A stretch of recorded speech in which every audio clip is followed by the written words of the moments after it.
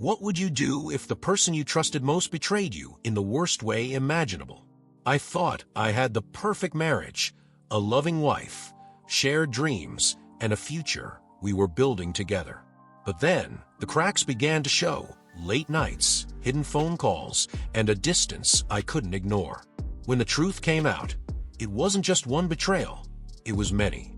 What followed was a journey of heartbreak, survival, and a revenge so unexpected, it shocked even me. But here's the twist. Sometimes, getting even doesn't feel like winning. Stick around, because this story will take you to the edge and leave you questioning what justice really means.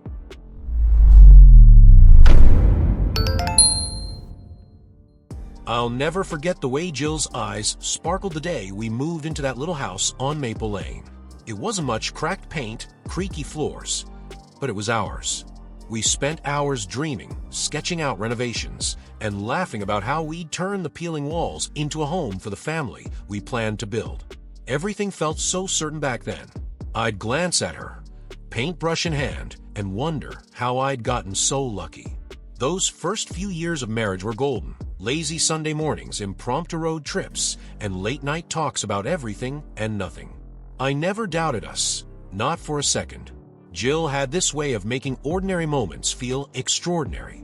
Like the time she surprised me with a picnic in the middle of our chaotic kitchen renovation.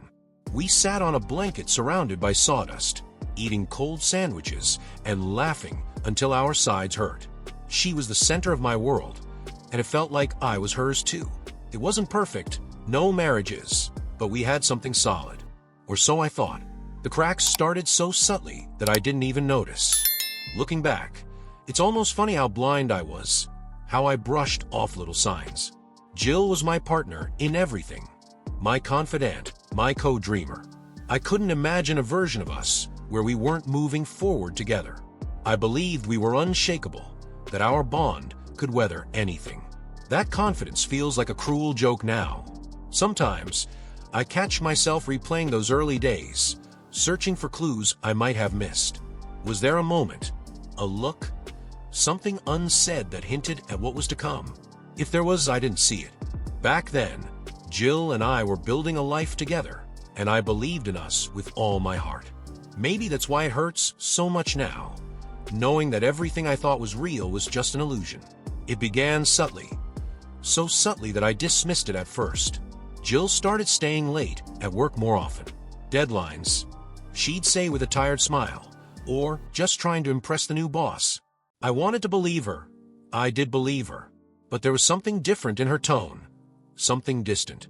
The woman who used to light up when we talked about our day now seemed distracted, almost like she wasn't fully present. I told myself it was just stress. Everyone goes through rough patches, right? But then there were the late-night phone calls. She'd step outside to get better reception or muffle her voice in the next room. It wasn't like Jill to keep things from me. I asked her once, casually, who she was talking to, and she laughed it off. "Just Emma from work," she said.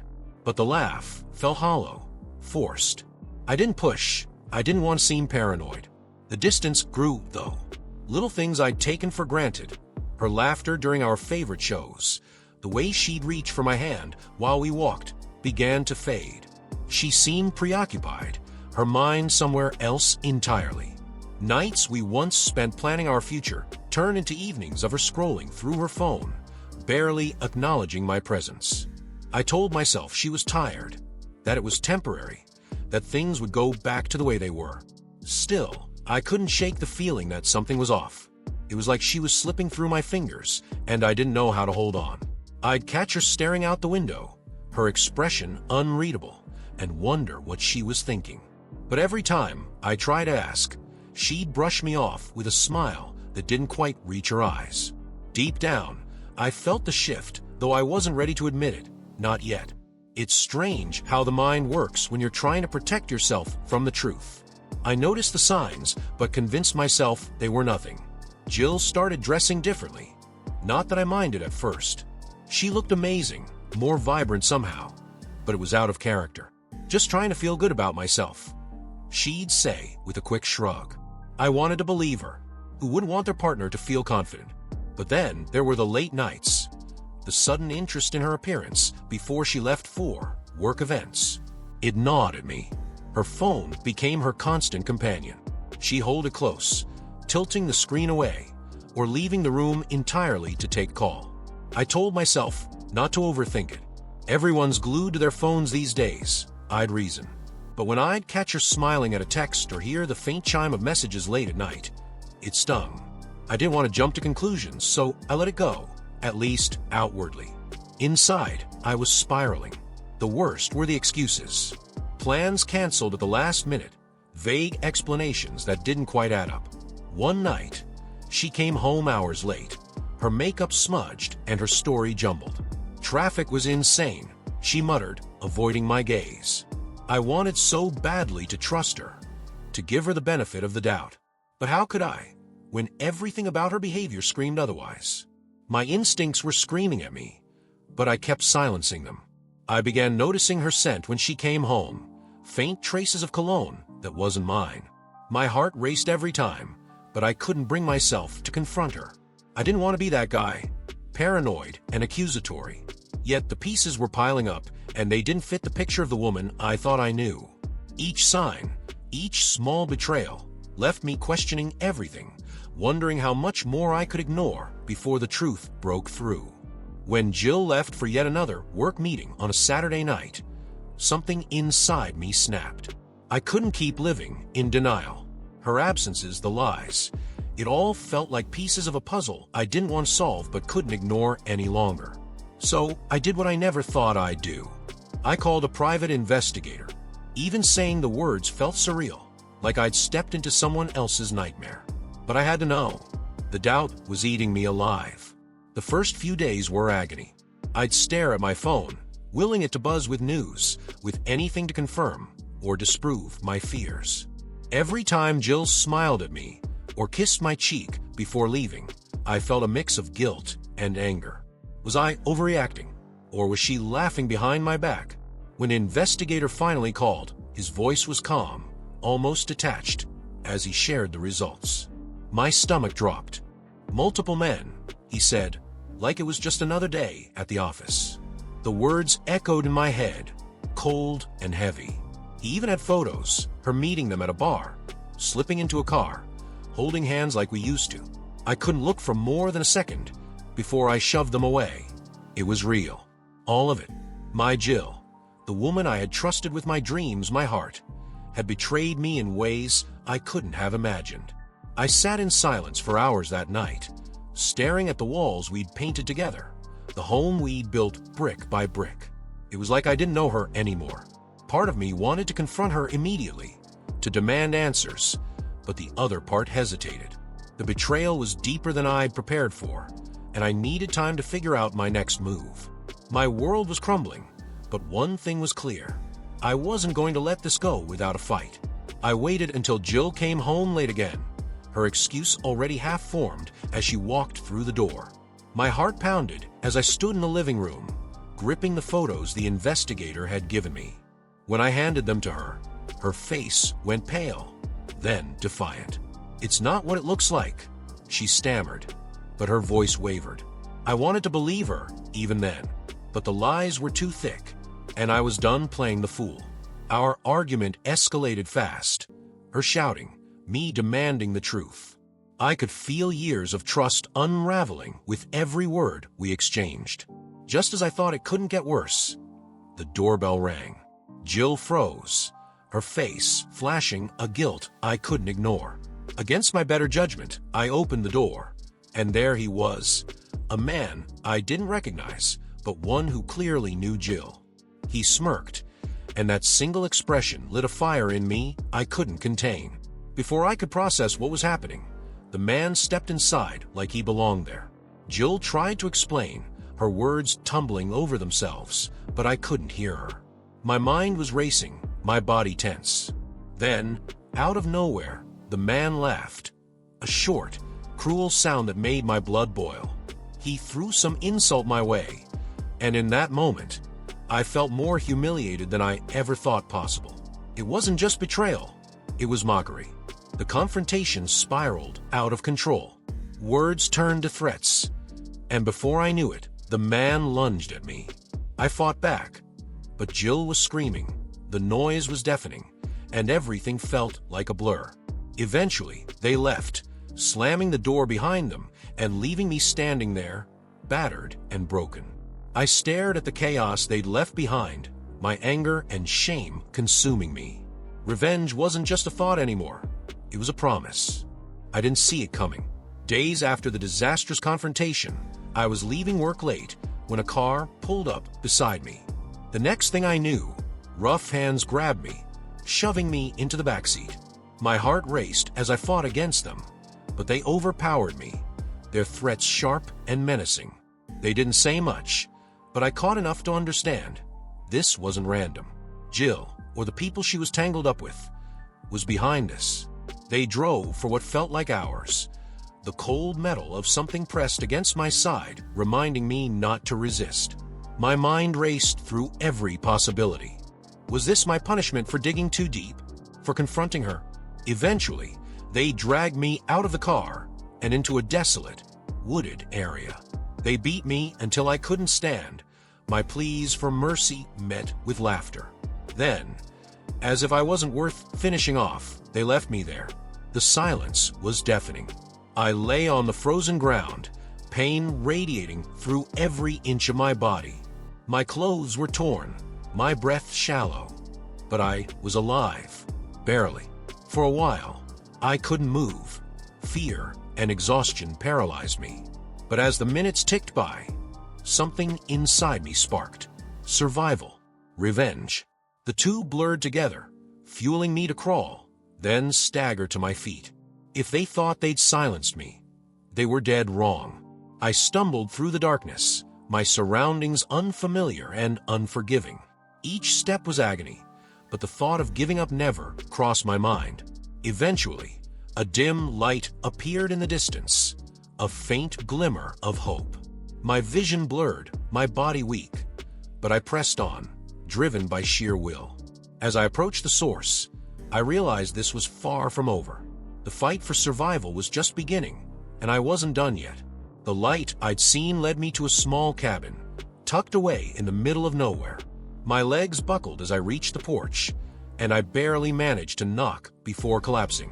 When I woke up, I was lying on a couch, warm blankets draped over me, and the faint scent of herbs filling the air. A woman sat nearby, tending to a steaming pot. "You're lucky I found you," she said, her voice calm but firm. Her name was Rose, and she was nothing like I expected.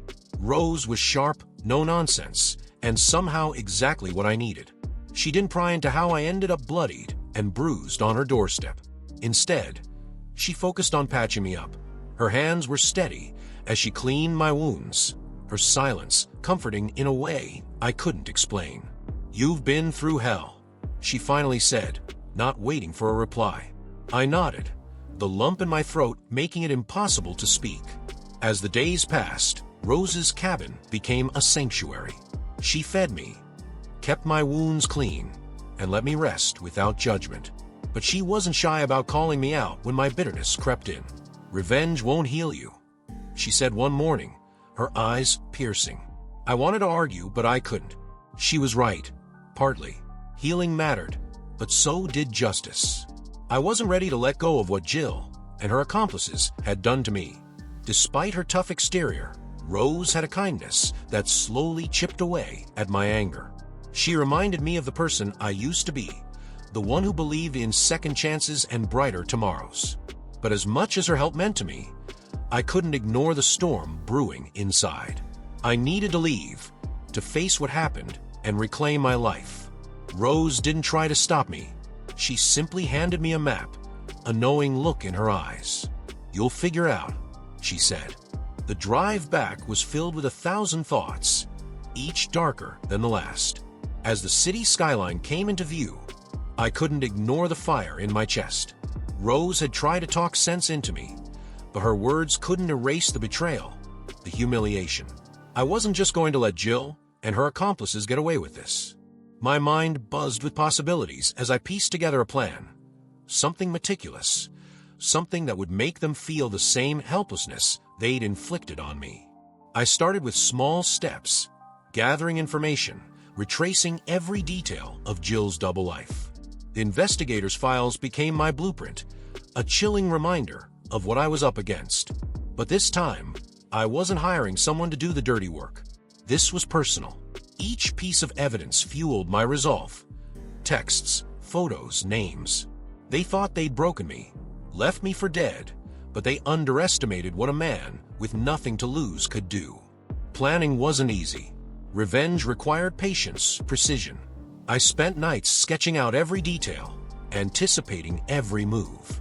Jill's favorite restaurant became a point of interest. Her routine with her new friends wasn't as secretive as she thought. As I pieced it all together, the anger that had consumed me shifted into something colder, more focused. This wasn't about rage anymore. It was about justice, about reclaiming my dignity and making them pay for what they'd done. Still, there were moments of doubt. I'd catch my reflection in the mirror and barely recognize the man staring back. Was this who I'd become? But then I'd remember the pain, the bruises, the betrayal, the nights I spent wondering if I was worth anything at all. That's what kept me going.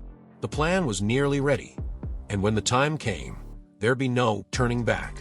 They had taken everything from me, but I was about to take it all away from them. The night of the plan arrived, and every detail was set. My hands trembled as I checked my watch, the weight of what I was about to do pressing down on me. I'd chosen Jill's favorite restaurant as a stage, a place she felt safe, where she'd never see it coming. The players were all in place. Jill, her newest lover, and a few others tangled in her web of deceit. I watched from a distance, waiting for the perfect moment to act. The air was thick with tension as I approached the building. My plan wasn't about confrontation. It was about sending a message, about leaving a mark that they'd never forget. I had prepared everything meticulously, but no amount of planning could calm the storm inside me. As I walked past their table, our eyes met briefly. Jill's smirk faded into something else, recognition, maybe fear. That fleeting look only fueled my resolve. Then it happened. In a matter of seconds, chaos erupted. The small fire I'd set in the back kitchen spread faster than I anticipated, consuming the space in a blaze of heat and smoke. People scrambled, shouting and pushing, but I kept my distance, watching the flames engulf the building. It wasn't supposed to go this far. I wanted them scared, cornered, not this. But the fire had its own agenda, devouring everything in its path. As the sirens wailed in the distance, I felt a strange mix of satisfaction and dread. The restaurant was gone, and with it, the life Jill had built on lies. But as I stood there, hidden in shadows, a sinking realization crept in. This wasn't the justice I'd envisioned. The destruction was absolute, and there was no undoing it now. I turned and walked away, the glow of the flames behind me, knowing that my life would never be the same again. The morning after the fire, I woke up to silence. No sirens, no chaos. Just the weight of everything that had happened pressing down on me. The headlines were already buzzing. Devastating blaze at local restaurant. Jill's name wasn't mentioned, and neither was mine, but I knew the truth. I sat by the window, staring out at the world moving on as if nothing had changed, while my life had been turned upside down. It was over, or so I told myself. In the weeks that followed, I avoided mirrors. I couldn't bear to face the man I'd become. Anger had driven me for so long that I didn't know who I was without it.